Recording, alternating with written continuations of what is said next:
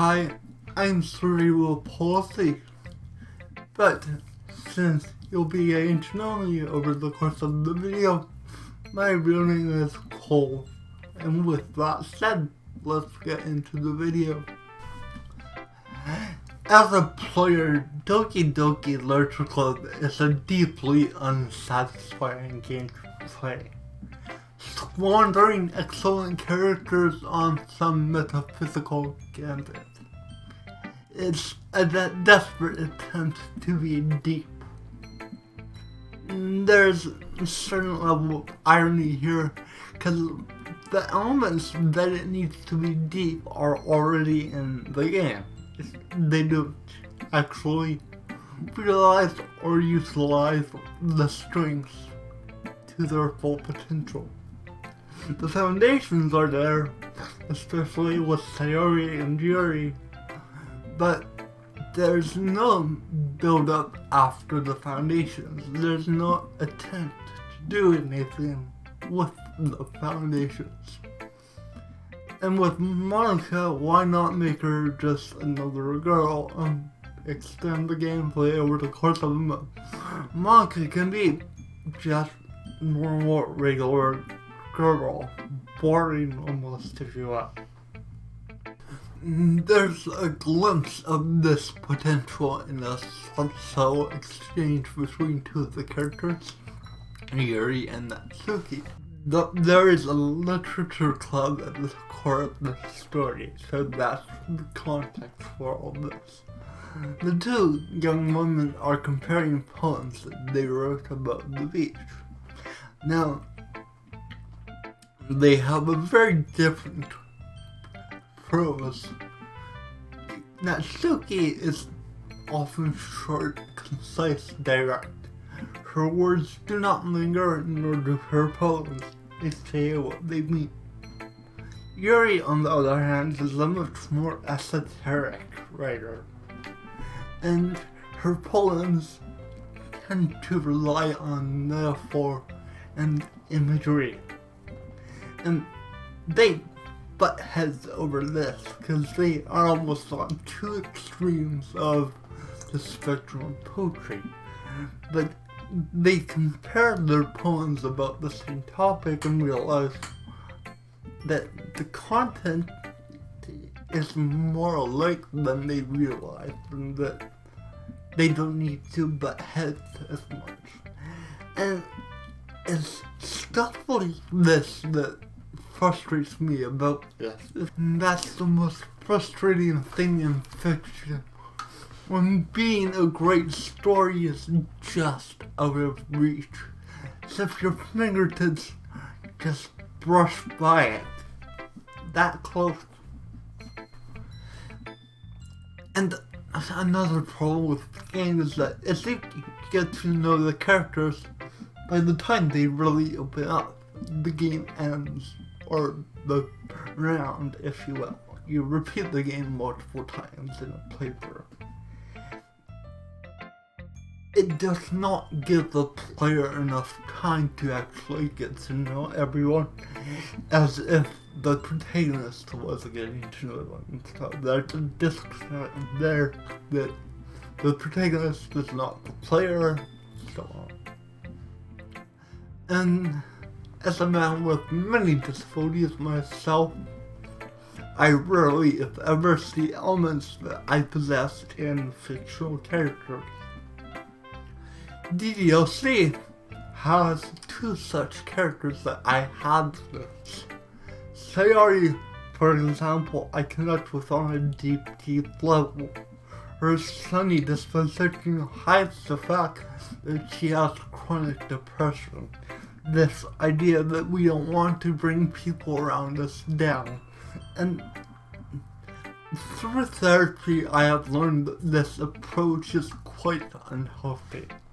And there's never a chance for Sayori to realize this, which makes me really critical of the story. If anything, the player is forced to make her depression worse. We'll touch on that.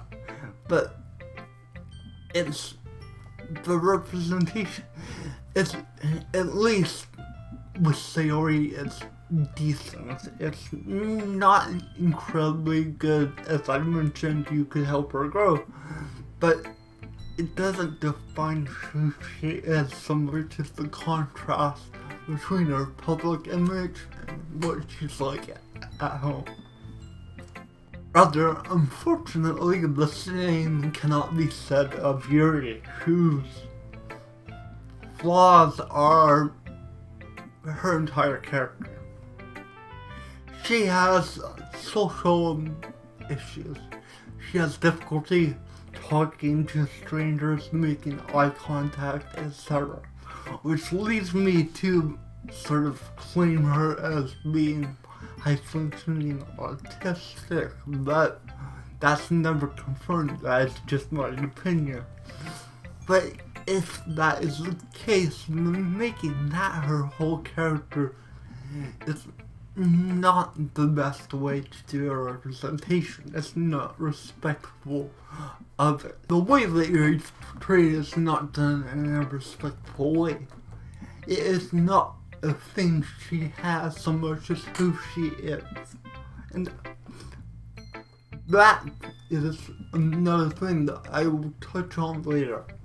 Now, the whole point behind this is that representation matters. There can be no debate about this. However, this observation must be made. Some things are just easier to represent in a story. Consider a person identifying as LGBT, and leaving the T out, because I'll touch on that after this. But a person identifying as LGBT, their sexual orientation can much more easily be just a trait they have.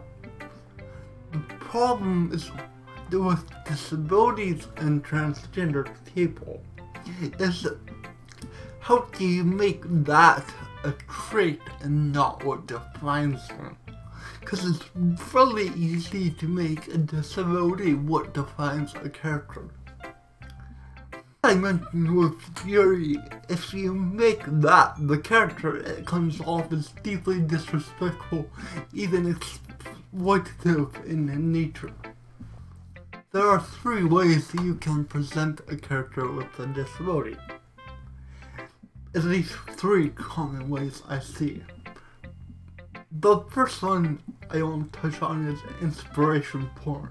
If you've ever watched The Good Doctor, that is strictly in that category and why I refuse to watch it.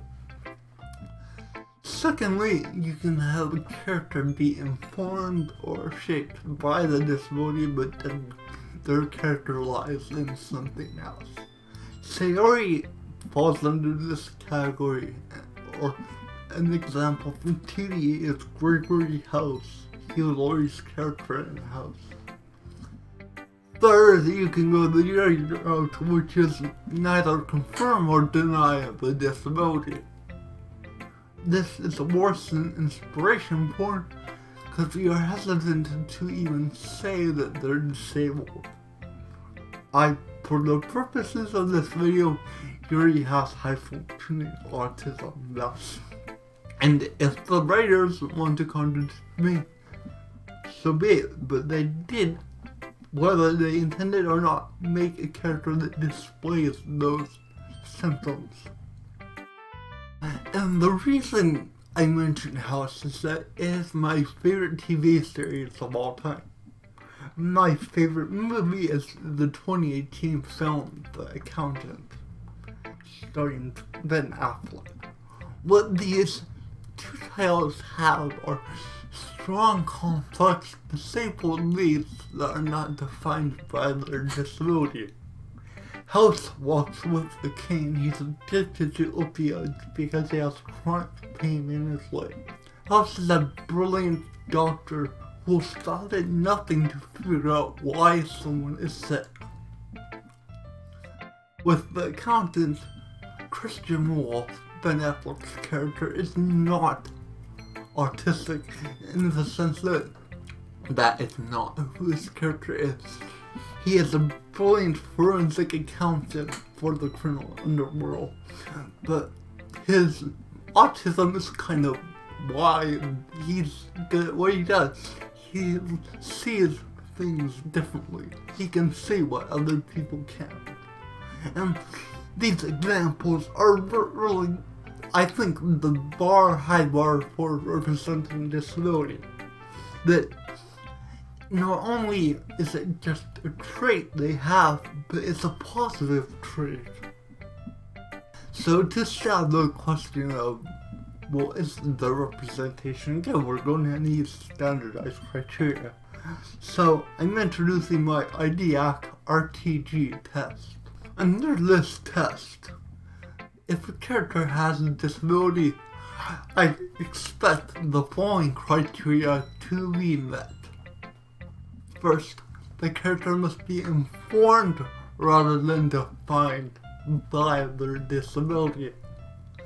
Second, the disability must be something to be embraced or accommodated, not something to be cured or eliminated. Third, the character must be given room to accept themselves and their limitations. Question: how do I think DDLC fares to this test? Absolutely horrible. It's fucking atrocious according to these measures. But let's talk about why.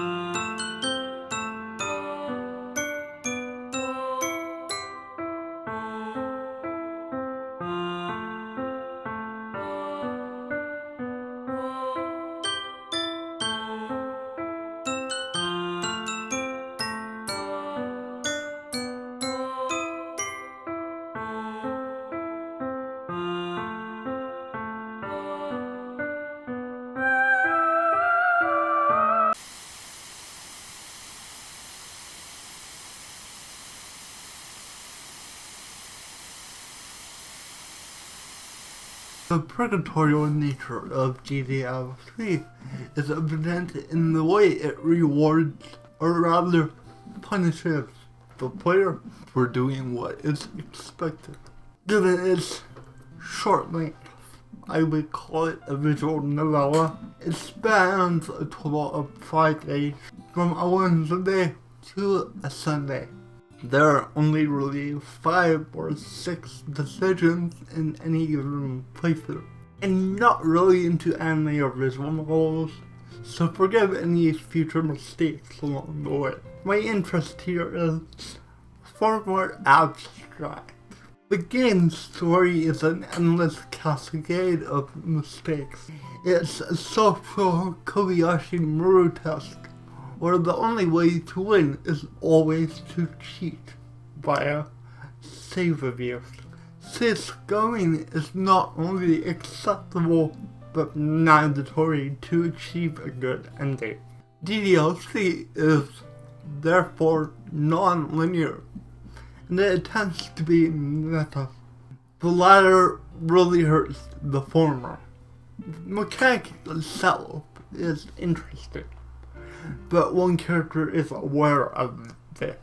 A better idea would have been to have a butterfly effect, where upon each reload, something within the game changes. At first it would be subtle, but the more it is used, the more things change. Sayori is a deeply grounded character. Her struggles are understandable to me, just as they were upon release. Depression is a far more debilitating condition than we give it any credit for. And characters like Sayori present golden opportunities to explore depression and the stigma that we place around it. Unfortunately, DDLC does not do this. At the very least, it does not intentionally set out to do this. It more affirms the stigma that we attach to depression than anything else. As a teen, and even now, I have depression, but back then I had a coping mechanism that was not particularly helpful, placing all my hopes and dreams into a girl. For Sayori, the protagonist is the vessel of her hopes and dreams, and this does not end well. In and of itself, such a coping mechanism doesn't have to be problematic.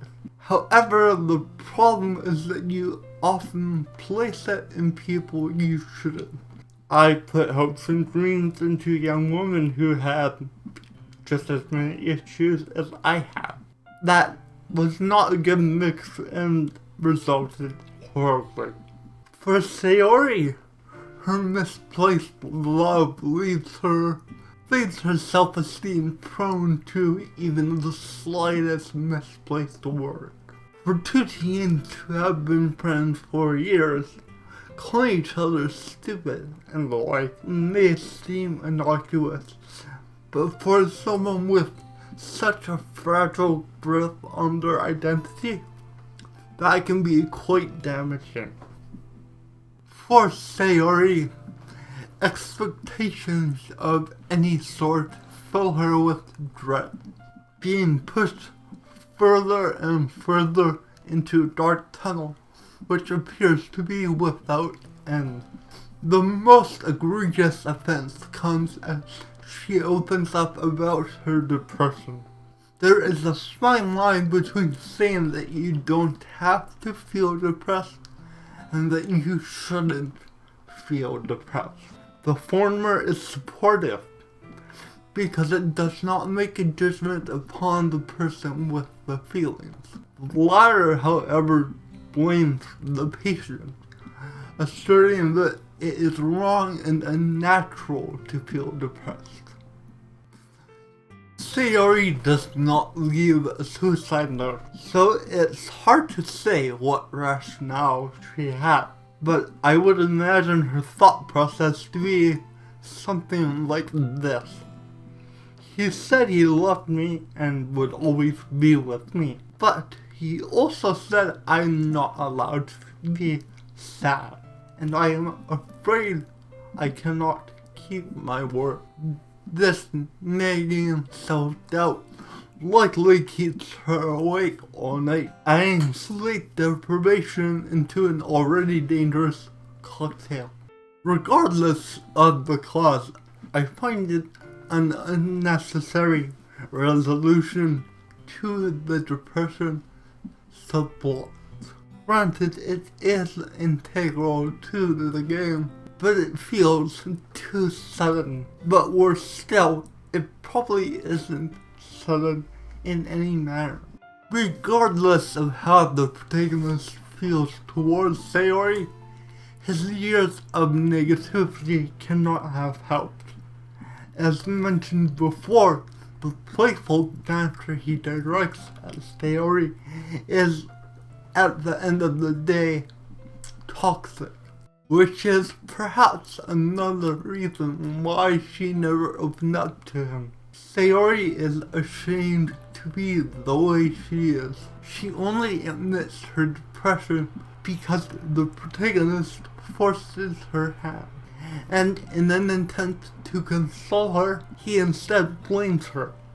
But all that said, my biggest problem is that at no point can Sayori grow, not even in the good ending. Accepting your depression as something that is not your fault is crucial to any healthy attitude. Accepting your depression as something that is not your fault is crucial to any healthy attitude. To having a robust sense of self-worth. You may get by with therapy, You may need meds, but you do not stuff it down. This game does give a warning that it may disturb people with mental illness, but that does not excuse this sloppiness.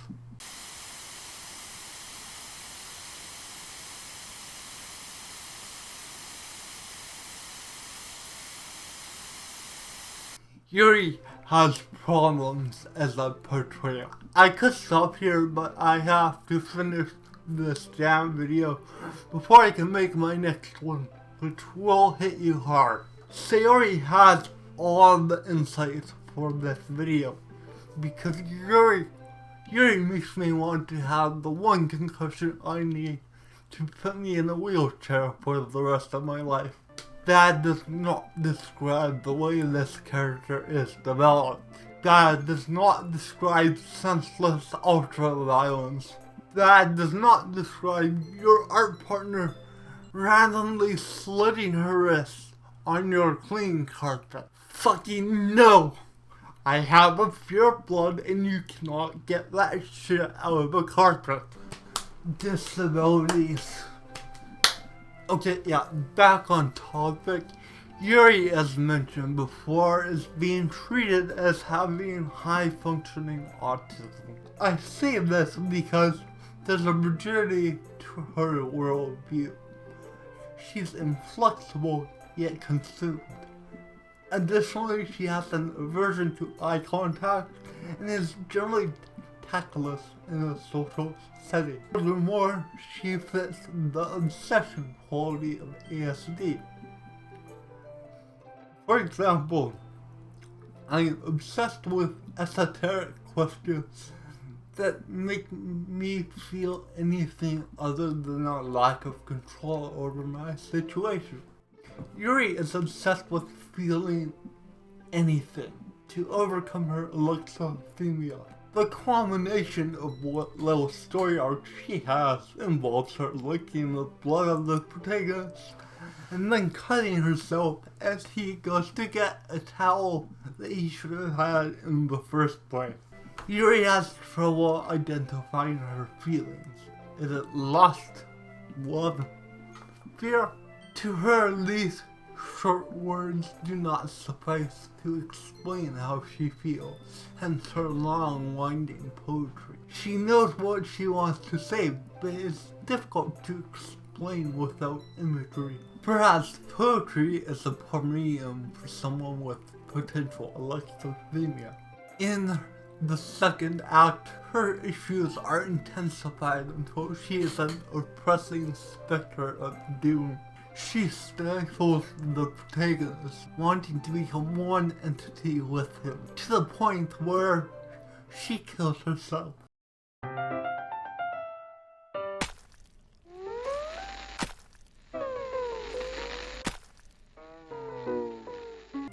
It would have been far more interesting if Monika killed her victims at a Final Destination. Imagine Sayori impales her head on the exposed nail in the closet. Yuri's hand slips as she pulls out her pocket knife. It flies into her jugular. If I'm a supernatural entity killing off my competition, I don't care about plausible deniability. Especially not if I'm going to confess to it later as a plot point. However, the biggest problem is that whereas Sayori's suicide is sudden, you are not really that shocked that Yuri ends up taking her own life.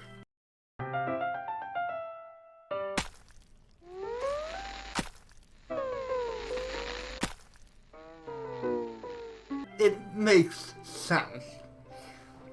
Is it really shock value if you telegraph it? A far more interesting angle would have been Yuri having a fear of not being in control of events around her. If her reading horror was almost desensitization to having control ripped from her. I can't play the clip here, but in the accountant, Christian exposes himself to loud noises and flashing lights as a part of his routine. This familiarization with the unfamiliar is a way to assert control. It would have been much more interesting than, no, she just gets off on it.